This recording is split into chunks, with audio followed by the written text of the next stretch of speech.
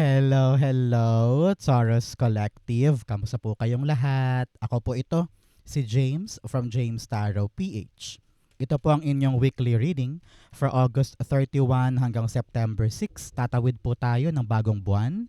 Ano po naghihintay sa inyo? Alamin natin. But first, ihanda mo na Taurus ay yung isang tanong para po sa ating isang tanong, isang sagot. Kung meron kang one big question, hawakan mo yan.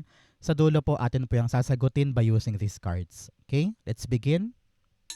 Inhale and exhale your cards for the week. Ooh, beautiful. Oh, wow. Nice, nice, nice. Siya nga pala mga mahal kong Taurus. Thank you ha sa lahat po ng hindi nag-i-skip ng ads.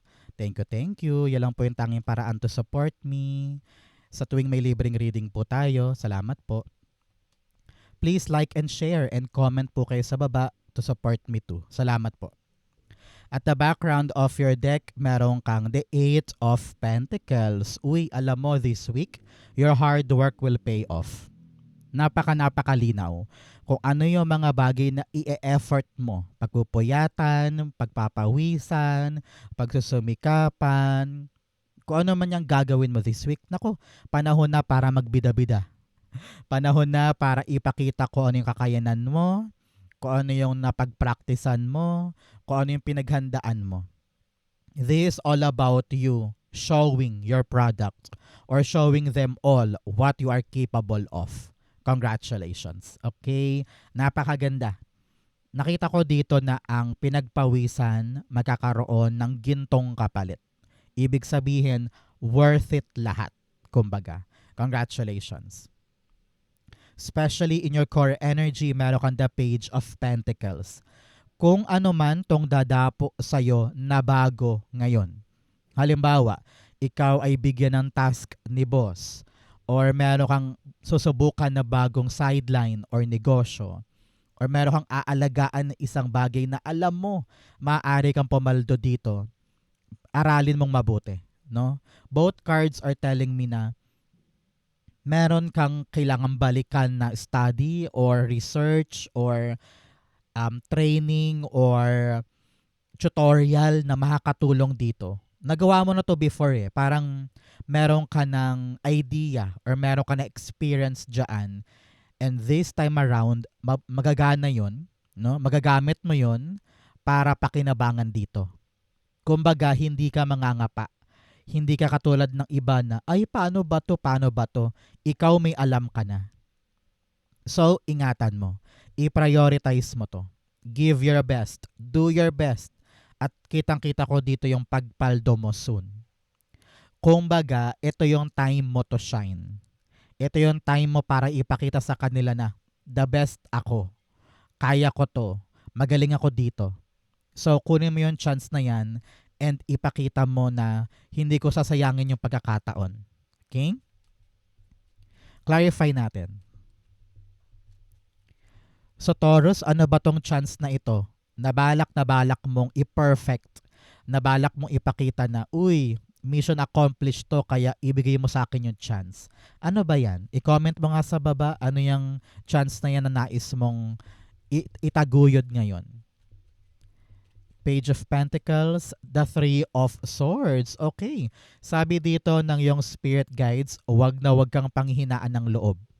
Maraming mga tao sa paligid mo ang maaaring magpa-feel sa'yo na hindi ka magaling, hindi ka marunong, na hindi mo magagawa. Siguro baka makarinig ka pa ng bashing or maling salita. Pero, laban. I-prioritize mo to. Tumingin ka sa posibilidad na maaari mong ipanalo kaysa mag-dwell ka sa mga pangit mong naririnig or nararanasan sa mga tao sa paligid. Eyes on the prize tayo ngayon, Taurus. And do not let the pain trample your ability na ipanalo yan. Example, you're up for promotion. Sabi ni boss, oh, Taurus, nakalinya ka for promotion ha, pero kailangan pang i-evaluate yung work mo ngayon. Ikaw naman nagsisipag ka. Kaya sabi mo, kailangan kong makuha yung promotion na yan. I need that. Nakakarinig ka ng drama from other people na parang, ambisyoso naman si Taurus na yan. So, wag kang masasaktan. Huwag na huwag mo hayaang panghinaan ka ngayon. Abutin mo to, ipanalo mo. Gogora ka. Okay? At the bottom, the page of wands. Kapag alam mong kaya mo, grab it, take it. Huwag kang papadala din sa mga karanasan mo in the past na, ay nadapa na ako dyan, ganyan din dati eh. Same din, baka masaktan na naman ako. No. This is a very exciting journey. Kaya mo eh. Kaya ipakita mo na hindi ka uurong. Show them all na this time around, papanalunin mo to. Okay? Congratulations. In the area of what you need to focus on, meron kang the 9 of cups. O alam mo na, Taurus, kapag lumalabas to, mag-wish ka na. So pumikit ka na dyan, make a wish, and it will be granted for you. You have 9 and 9 here telling you na panahon to for you to release. Pakawalan. Ito yon. Pakawalan mo yung mga insecurity mo, mga trauma mo, mga heartbreak mo from the past, kasi baka humalo dito sa present mong ginagawa. Halimbawa, ikaw ang nabigyan ng chance para maggawa ng proposal or presentation sa kumpanya. Dati, sinagawan ka na nung dati mong boss, pinahiya ka pa. Kaya ngayon, imbes na gawin mo yung bagay na yun, kinakatakutan mong gawin dahil nga meron kang karanasan in the past. Kaya sabi dito, release ha, pakawalan na yan. I-let go na yan, mag-move on ka. Lahat ng kanigahan bitawan para hindi maapektuhan itong ganda ng bagong bagay na binibigay sa'yo. Okay? Here, with the 9 of cups, sabi niya, salubungin natin yung ating pangarap na mangyari. Kapag kitang-kita mo na naabot kamay, no? Abot kamay yung isang bagay, salubungin mo. Yun ang promise sa'yo ni 9 of cups. Kapag sinalubong mo siya, magagawa mo. Your hard work, yung sipag mo, yung kayod mo, idediretso ka niya dito. Kaya kailangan passionate ka. Nasa puso mo, nag-aalab yung damdamin mo, na abutin siya. Example, yun nga, promotion na lang example natin para madali. So, kailangan mong sipagan ngayon dahil malapit sa puso mo yan eh. Alam mo na kapag na-promote ka, bubuti ang lahat. At nasa puso mo yan, gustong-gusto mo siyang makuha. So, trabahuhin natin yung path through promotion para mangyari. Okay, halimbawa din, tulad ng palagi kong example, kung nasa puso mo ang pagkanta at meron kang chance ngayon na mag-audition, huwag kang papadala sa mga rejection in the past. Trabahuhin natin, pagsumikapan natin para masalubong mo at mangyari sa'yo. Parang ganon. Okay? Kayang-kaya mo yan. Clarify natin. 9 of Cups. Taga saan ka, Taurus? Taga saan po kayo nanonood ng ating reading? Anong oras sa inyo dyan? Umaga ba, tanghali, or gabi? Comment po kayo sa baba. 9 of Cups, the Lover's card. Yes, it's all about your choice. No? Choice mo bang gawin yan? Choice mo bang panindigan yan? Ilaban mo hanggang sa makuha mo, hanggang sa ma-fulfill ka. Okay? Now, sa mga naghahangad naman ng love life dyan, no? This is a good week for love life. Work-related ito. Parang meron kang work activity or work event at doon mo siya mamimit. Okay? Kaya huwag ka nang magpakaburyong pa sa mga past experiences mo. Meron kang mamimit na bagong potential love. Okay? Congratulations. You have Judgment card at the bottom. Talagang new life, new beginning ito. Meron kang marirealize this week na parang, okay, yan pala yung padala sa akin. Okay, yan pala yung tama kong tatahakin. Kapag na-realize mo yung tama at yung totoo sa buhay mo, papanindigan mo yan para makuha mo siya. Okay? In the area of what you need, meron kang the 3 of Pentacles. Ang kailangan mo ngayon, Taurus, talagang to show them all what you've been preparing for.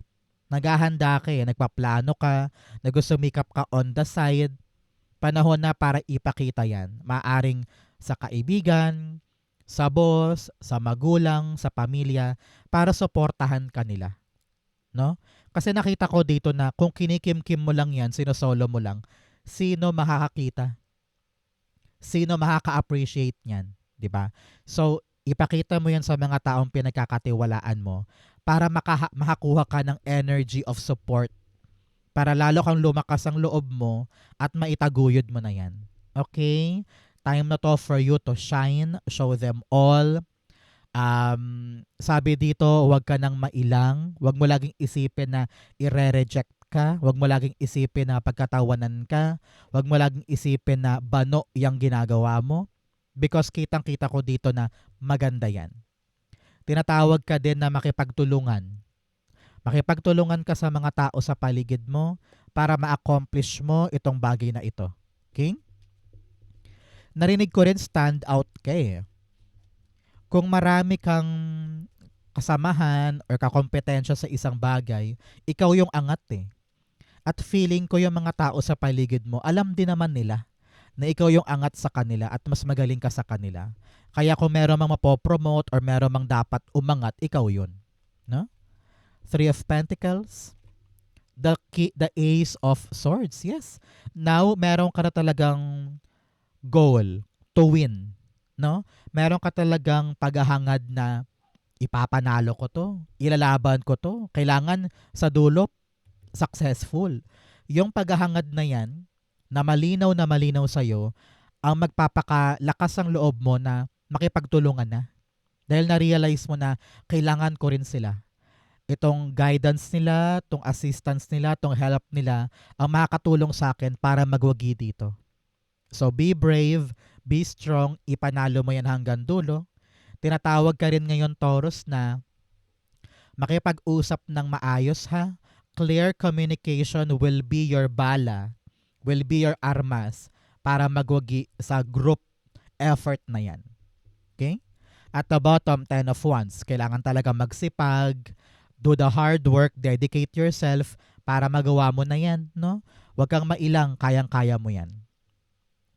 In the area of what's affecting your current energy, you have the Lover's card. Ngayong linggong ito, nakapag-decide ka na.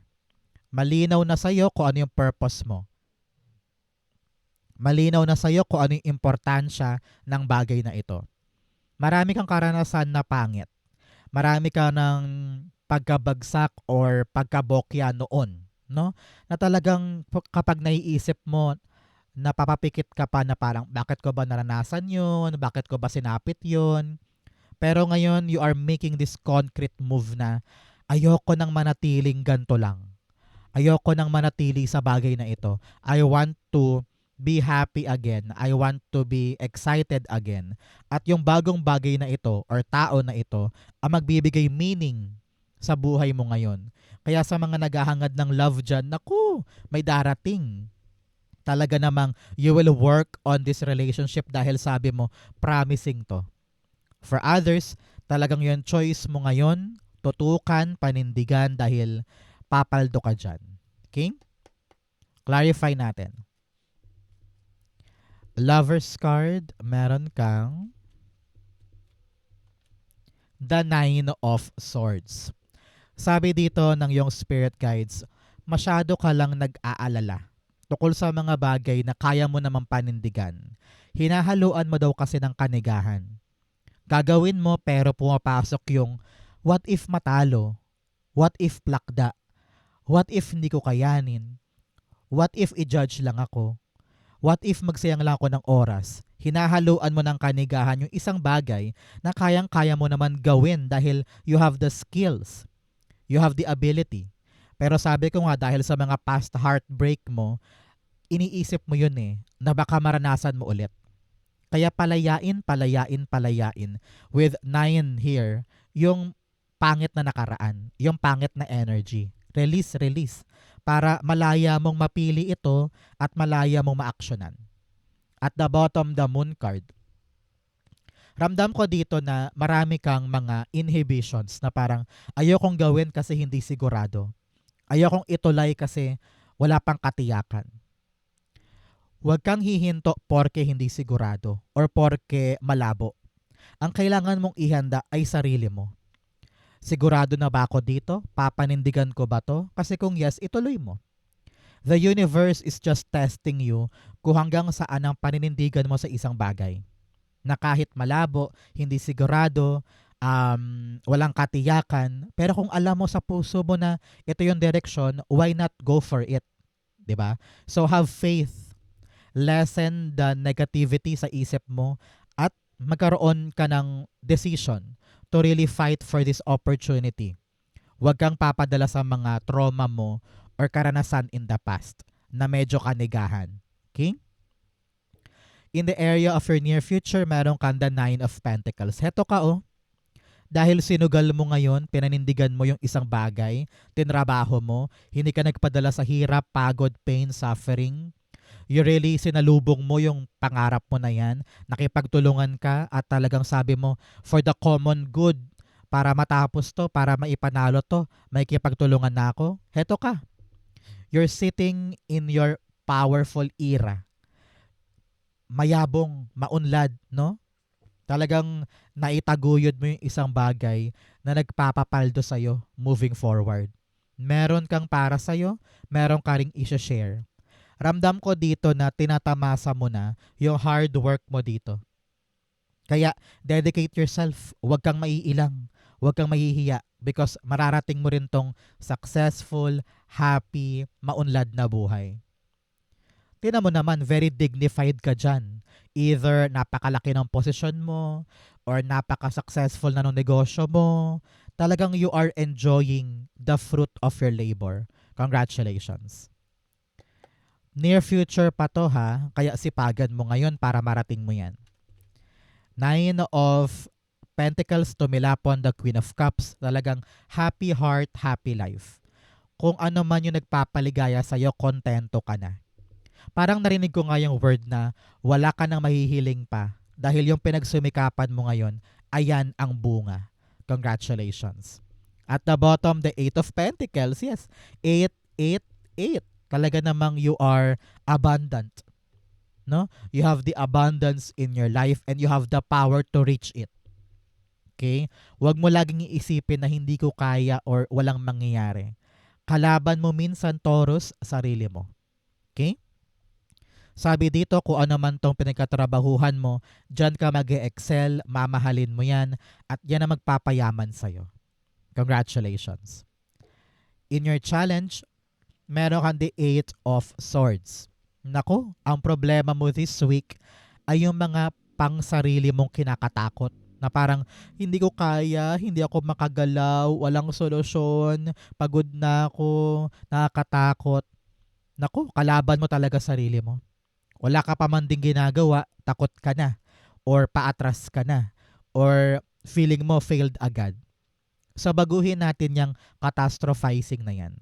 Alisin ang self-limiting thoughts. Hinaharangan mo yung magandang bagay na pwede mong matamasa ngayon. So make sure, Taurus, na nag-evolve ka, nag-i-improve ka. At lagi mong sabihin, kaya ko, malalagpasan ko, magagawan ko ng paraan, makakalusot ako. Kapag gano'n ang mindset, hindi ka mahaharangan ng mga bagay-bagay. Okay? Have the fighting spirit and work on it diligently. Dedicate yourself because that will be the ingredient para makalagpas ka sa kinakaharap mo ngayon. Okay? Eight of Swords, the Nine of Pentacles. Alam mo, sabi dito ng yung spirit guides, para hindi mo maramdaman na nakatali ka lang dyan or walang nangyayari or parang feeling mo nakakulong ka sa isang sulok, appreciate what you have. Lahat ng bagay sa paligid mo, tumingin ka ngayon. Yung cellphone na yan, yung damit na yan, yung bag na yan, yung bahay na yan, yung sofa na yan. Kung ano yung nasa paligid mo ngayon, lahat yan pinaghirapan mo at lahat yan dinasal mo. Diba? Sabi mo, God, I want this, I want that. Binigay. So, appreciate kung ano man yung meron ka. At kapag na-appreciate mo yun, lalawak ang isip mo na, ay, bakit ba ako nagpapakulong dito? Noon nga nakuha ko eh. So, kaya ko din ngayon. So, baguhin mo yung mindset mo para makawala ka, makabitaw ka sa tumatali sa'yo. At the bottom, the Six of Swords. Panahon na for you na umabante. Kaya wag nang duwag, wag nang takot. Kung noon nga nakuha mo, 'di ba? What more pa ngayon, 'di ba? So sail forward, do your best. Huwag kang papastak sa isang lugar dahil gugulong yung swerte sa iyo kapag pinagkakatiwalaan mo sarili mo. In your fortune, meron kang the Six of Pentacles. Nako, this week, ramdam ko yung parang ibibigay na daw sa'yo. Meron kang pinagsisipagan. Meron kang inaasikaso. At asahan po ngayon yung pagdating ng magandang resulta or magandang reward para dyan. Halimbawa, darating na ngayon yung resulta ng exam, resulta ng nilakad mo, or tatawagan ka na for the final interview, or sa'yo ibibigay yung scholarship, or yung bayad sa utang nandyan na, or yung loan ibababa na, no? So asahan po yung pagtanggap ninyo ng isang bagay ngayong linggo na talagang pinagsumikapan mo. Congratulations. Deserve mo yan dahil you have given your fair share of effort. Kaya yung swerte, nag-effort din siya pabalik sa'yo. Congratulations. Six of Pentacles, meron kang the Justice card. Yes, very, very nice. Kung kayo po ay may legal battle, kung kayo po ay may mga legal dokumento or hatian sa mga bagay na kailangan idaan sa legal, naku, makukuha mo yung karapat dapat para sa'yo. There will be good news coming in. May hustisya para sa'yo. So congratulations. Kung ano man yung mga pinagkait or pinagtiisan or sinakripisyo, ngayon gaganti ang kapalaran. Ikaw naman ang gagantimpalaan. Congratulations. Okay? At the bottom, 8 of Cups, talagang makakalarga ka na, makakalayo ka na sa isang pangit na sitwasyon. At ngayon, you're gonna be fulfilling that love, happiness, and contentment sa puso mo. Marami kang pinagdaanan. Ngayon ka pa lang talaga makakatulay, no? Ngayon ka pa lang talaga makakaandar. And now, everything is balanced. Kung ano yung deserve mo, makukuha mo. Congrats po. In your divine messages, meron kang the Two of Pentacles. Pinapayuhan ka this week na balansehin ang buhay. If you work hard, play hard. Magkaroon ka pa rin ng time to yourself, to your family, to your loved ones. Treat yourself. Kumain ka sa labas or magbidyoke ka or mamasyal ka. Kailangan balanse ang buhay para hindi ka ma-burn out, hindi ka mapagod, hindi lumayla yung effort mo. So, give it a balance. Pinapayuhan ka rin na maging balanse pagdating sa paghawak sa pera. At saka sa budgeting daw. Kasi marami kang dapat paglaanan ng pera na yan. Kaya magtipid, mag-isip-isip kung dapat ko bang bilhin yan or hindi. Parang ganon. Two of Pentacles. The Ace of Cups. Importante yung kaligayahan mo. Kaya balansehin ang buhay. Kapag sub-sub sa trabaho, mamaya naman magsaya. Manood ng Korean novela, kumain ng ice cream, magluto ng sinigang kung balak mo yun. Whatever your heart's desire, ibigay mo rin sa sarili mo yan para hindi ka maburyong at hindi ka mawalan ng gana sa buhay. Okay? At the bottom, the Queen of Swords. Importante na i-implement mo yan. Sabi ni Queen of Swords. Kapag hindi ka masaya sa isang bagay, sabihin mo. Kapag pagod ka na, bitaw muna at mag-enjoy. Ibigay sa sarili yung masayang bagay para kada araw consistent ka sa effort mo. Okay? Halimbawa, ikaw ay buong linggo nagkatrabaho. Why not yung weekend kunin mo yan para magpa-parlor or mag-videoke or mag-zumba? Parindigan mo yun para manatiling balanse at patas ang buhay mo. Okay? Outcome mo to, bigyan mo na kita ng fortune cards. You have flag. Do not be tempted to lower your standards. Huwag mong hayaang kakarampot lang yun nasa iyo. Yung deserve mo, kunin mo. Okay? You also have chair empty. Someone is leaving your life. Meron talagang mga taong aalis sa buhay mo dahil hindi sila nakakatulong or panggulo sila. Balak mo kasi talagang streamline, no? Streamline your life para sa mga bagay na kailangan asikasuhin. Kaya kung sino yung panggulo, wag mo muna siyang i-entertain. You also have pin, new job and career. Sa mga naghahanap po dyan ng bagong trabaho o karera, this is your sign. May bago pong trabahong darating sa'yo. You also have dolphin, financial gain. Usually coming from something you did in the past. Sabi ko nga sa'yo, good karma ito. Ibibigay sa iyo ngayon yung isang bagay na tinrabaho mo noon o sinakripisyo mo noon. Ngayon darating po Yung talagang katuparan ng bayad dyan or reward or resulta. Congratulations. Ang outcome ni Taurus for August 31 to September 6, the Sun card. Lovely. Palakpakan. Asahan po yung good news, good result, happy result na lalabas this time. Merong isang magandang pangyayari. At ugat ito pinag-ugatan nito ay yung trabaho mo, yung pinagsumikapan mo, yung pinagpaguran mo. Kaya asahan po yung magandang bagay na lalabas mula dyan. Naku, you're very fortunate. Sabi rin dyan, mag-enjoy ka lang. Huwag ka masyadong magpakasubsob, okay? Enjoy life. Everything will be fine. Pinapayuhan ka rin to go outside, enjoy the sun, enjoy the surroundings, replenish yung pagod, yung pagkalanta, no, yung pagkalupaypay ng energy mo with the nature. Sun card, the Five of Pentacles. Yehey. Garantiya ito para sa iyo, Taurus, na makakalagpas ka na sa isang mahirap na parte. If you're struggling now, kung meron kang ginagapang na bagay or meron kang pinagpapaguran na bagay, you will find the happiness. You will find the good result at makakasurvive ka rin dyan. Naku, palagpas ka na sa hardship ngayon.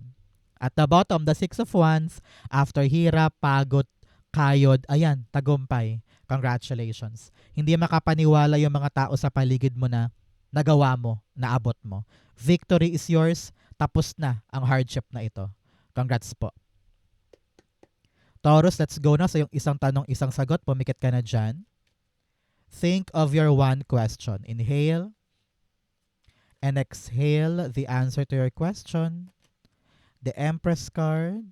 Dalawa kunin natin. The Chariot card and then the Nine of Swords. At the bottom, the Three of Swords. Uy, sabi dito ng yung spirit guides, masyado ka ng durog na durog pagdating sa question mo. Parang kaya ko pa ba? Kakapitan ko pa ba? Pagod na ako? Nahihirapan na ako? Sabi dito ng yung spirit guides, continue creating that. Siguro ngayon sinusubok ka lang at patong-patong yung problema. Ano? Pero sabi ng yung spirit guides, take control. Huwag bibitaw. Because yung mga problemang yan, panandalian lang yan. Meron kang mga heartbreak from the past na nakakahawa ngayon. Kaya ka nahihirapang umabante kahit gano'n lang kasimple yan, pinapahirapan mo ang sarili mo dahil sa mga past trauma mo or past pain mo. Sabi dito, i-eliminate yung labis-labis sa pag-iisip. Continue creating. Kayang-kaya mo yan. Do your best. Makalarga ka din. Okay? You have the power to make this successful. Kaya bawas-bawasan yung pag-iisip ng kanigahan at pag-entertain ng mga painful memory. Okay? Just headstrong, do your best, larga laban. It can still be created. No? It will be, maipapanganak mo rin soon. Kaya, take it easy, relax, break the chain of the past and charge forward. Okay? If you're waiting for a yes or no, the answer is yes. Pero, kailangan mong ikondisyon ang isip mo at ang puso mo para makalaban ka ng tama. Hindi pwedeng kasama pa rin yung trauma at yung mga takot sa paglaban dito. Kasi baka lalo kang mahirapan. So ngayon, be brave, charge forward, kaya mo yan. Okay? Sa mga Taurus, yan po yung isang tanong, isang sagot. Ganon din po ang yung August 31 to September 6. Saan po kayo nakaresonate? Comment below, babasahin ko po yan. Thank you mga mahal kong Taurus for watching hanggang dulo. I love you. This has been James for James Taro PH. God bless everybody.